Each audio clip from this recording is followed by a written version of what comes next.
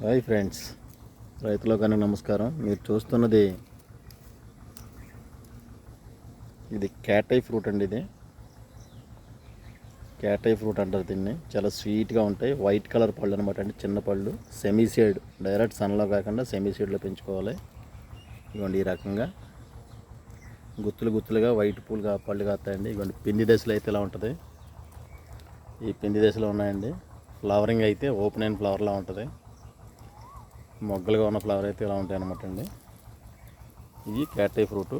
Direct ఎండకి తట్టుకో కాబట్టి అండి సెమీ సీడ్. ఏదైనా చెట్ల చోటని గోడ చోటని ఎంచుకుంటే బాగుంటుందండి. మంచి రకం.